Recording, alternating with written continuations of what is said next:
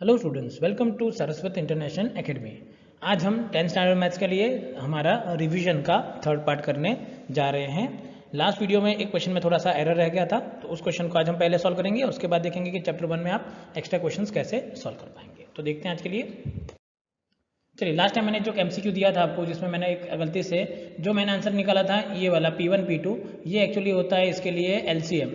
मुझे चाहिए था इसके लिए GCD चाहिए था। चलो, GCD में मैंने बताया कि अगर मैंने बताया था कि P1 इक्वल्स टू मैं ले लेता हूँ 3 और P2 इक्वल्स टू मैं ले लेता हूँ 5, तो अगर मुझे इसका LCM GCD चाहिए, GCD, तो मैंने कहा था कॉमन फैक्टर यहाँ पे कुछ नहीं है, तो इसका कॉमन फैक्टर क्या होगा 1। सिमिलरली अगर मैं P1 इक्वल्स टू 5 ले लूँगा और P2 इक्वल्स टू लेता हूँ 7, अगेन टू डिस्टिंक्ट प्राइम्स हैं, तो अगर इस केस में मुझे GCD क्या मिलेगा, इस केस में देखिए 1 मिल रहा है यहाँ पे देखो। तो इस केस में अगर मुझे GCD चाहिए तो मेरा आंसर C नहीं, पर मेरा क्या होगा आंसर होगा D इक्वल्स टू 1। तो ये जो आंसर होगा वो किसके लिए आएगा, अगर आप LCM कैलकुलेट कर रहे हैं तो ये आपको आंसर देखने को मिल सकता है। तो ये थोड़ा सा करेक्शन था जो मैंने आपको बता दिया है कि आप इसे कैसे कर पाते हैं। चलिए आगे बढ़ते हैं नेक्स्ट क्वेश्चन के लिए। आज हम कुछ थियोरेटिकल क्वेश्चन देखेंगे कि थियोरेटिकल क्वेश्चन इसमें कैसे आते हैं, तो उसे हम कैसे सॉल्व कर सकते हैं। चलो, मुझे बोला गया है find the smallest number which is a multiple of all natural numbers 2 to 10।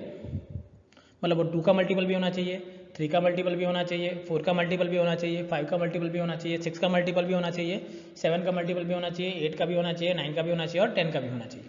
तो इन सब का मल्टीपल होगा। चलो, मल्टीपल होगा मतलब वो 2 भी हो, 2 से डिविजिबल भी होना चाहिए, 3 से भी होना चाहिए, 4 से भी होना चाहिए, 5 से भी डिविजिबल होना चाहिए, 6 से भी होना चाहिए, 7 होना चाहिए, 8, 9 और क्या होना चाहिए 10। मतलब मुझे इन सब का निकालना है LCM, इन सब का मिला के मुझे क्या निकालना होगा LCM, जिसके अकॉर्डिंग मैं फिर बाद में आंसर कैलकुलेट कर पाऊंगा कि क्या होगा। चलो, तो देखिए LCM निकालते हैं सबके लिए। तो प्राइम फैक्टराइजेशन 2 को तो मैं लिख सकता हूँ 2, 3 को भी लिख सकता हूँ 3, 4 को लिख सकता हूँ मैं 2 का स्क्वायर, 5 मेरा एज इट इज होगा, 6 को लिख सकता हूँ मैं 3 × 2, फिर 7 को लिख सकता हूँ 7 एज इट इज, 8 को लिख सकता हूँ 2 to the power 3, 9 होगा 3 स्क्वायर और ये होगा 5 × 2। मतलब मुझे अगर LCM चाहिए इन सब का, तो मुझे फैक्टर कौन सा मिला, एक तो 2 मिलेगा, 3 मिलेगा, 5 मिलेगा और 7 मिलेगा, इससे ज़्यादा नहीं मिलेगा। चलो, 2 की मैक्सिमम पावर क्या मिली 3, तो ये होगा 2 × 3। तो LCM में मुझे नंबर जो मिलेगा वो क्या होगा, पहले तो 2 to the power 3 हो जाएगा। तो मतलब पहला नंबर मुझे क्या मिलेगा 2 पावर देखेंगे, तो 2 की पावर मैक्सिमम मुझे क्या मिल रही है 3, फिर मुझे 3 की पावर 2 मिलेगी।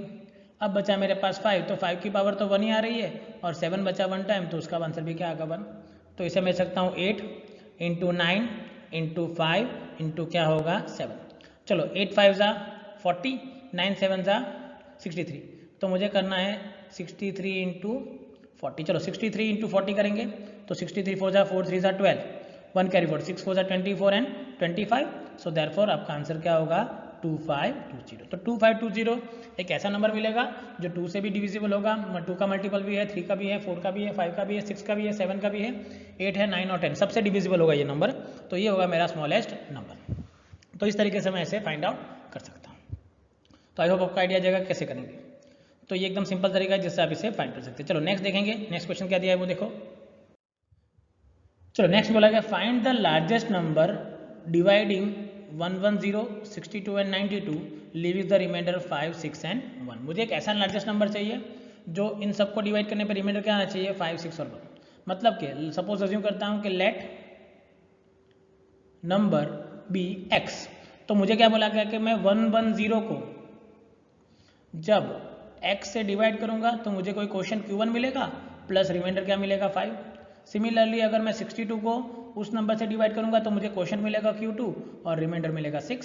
सिमिलरली अगर मैं 92 को उस नंबर से डिवाइड करूंगा तो मुझे क्वेश्चन मिलेगा Q3 और रिमाइंडर क्या आएगा 1।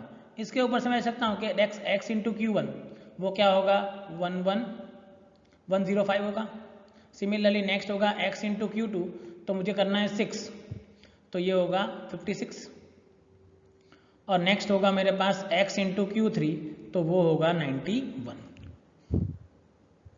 तो यहाँ पे मुझे देखना होगा कि यहाँ पे नंबर क्या होना चाहिए मेरे पास स्मॉलेस्ट, तो मुझे निकालना होगा इन सब का HCF। लार्जेस्ट नंबर है तो मतलब मुझे इन सब का क्या निकालना होगा HCF। चलो, 105 के फैक्टर निकालेंगे।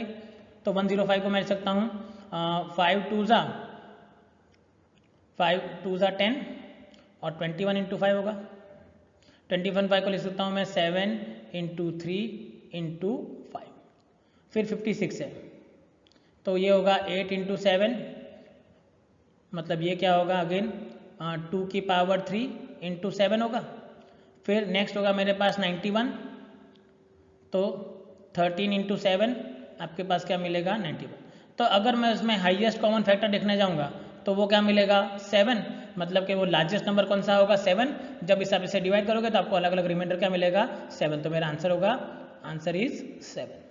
अब देख सकते हो जैसे कि मैं 110 को डिवाइड कर रहा हूँ 7 से, तो 7 1 जा 7 हो जाएगा, मेरे पास बचा 40, तो 7 5 जा 35, तो देखो रिमाइंडर 5 बच गया। सिमिलरली अगर मैं 62 को डिवाइड करूंगा 7 से, तो 7 8 7 जा 56 होगा, रिमाइंडर क्या बचेगा 6। और अगर मैं 92 से करूंगा डिवाइड तो मुझे पता है कि 7 13 जा 91 होगा, तो आगे रिमाइंडर क्या बचेगा 1। तो मैं चेक कर सकता हूँ इसमें कि अलग अलग केस में मुझे आंसर यही मिलने वाला है। तो थोड़ा सा आप ध्यान रखोगे तो आपको आइडिया आ जाएगा कि हाँ यही नंबर है जो मुझे दोनों को क्या करना है, डिवाइड करना है। चलिए आगे बढ़ते हैं नेक्स्ट क्वेश्चन की ओर। चलो अब मुझे बोला गया next question, find the smallest number of a 6 digits divisible by 18 24 and 30। 18 से 24 से और 30 से डिविजिबल होने वाला स्मॉलेस्ट 6 डिजिट नंबर क्या होगा वो मुझे चाहिए। चलो तीनों से डिविजिबल होगा मतलब उसके एलसीएम से डिविजिबल होना चाहिए, तो मुझे 18 फिर मुझे 24 और मुझे 30 का क्या निकालना होगा एलसीएम। चलो 18 का एलसीएम क्या होगा, तो 9 हो जाता है, तो ये होगा 3 स्क्वायर इंटू 2 लिख सकता हूँ मैं इसके लिए प्राइम फैक्टर। 24 होगा 8 इंटू 3 मतलब 3 स्क्वायर इंटू 3 लिख सकता हूँ, 2 स्क्वायर इंटू 3। 30 का होगा 2 इंटू 3 इंटू 5।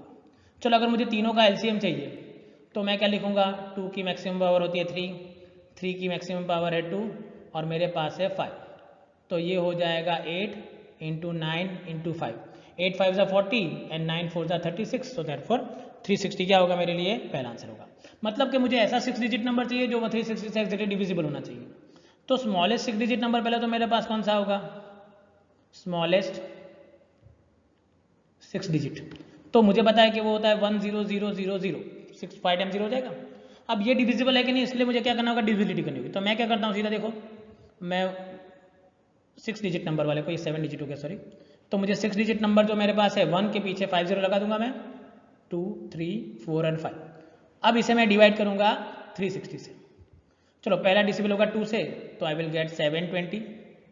चलो सब्ट्रैक्ट करेंगे तो मुझे मिलेगा 0, यहाँ पे हो जाएगा 10 मतलब कि 8 और यहाँ पे हो जाएगा 2, एक 0 कैरी फॉरवर्ड करेंगे तो आई विल गेट 800।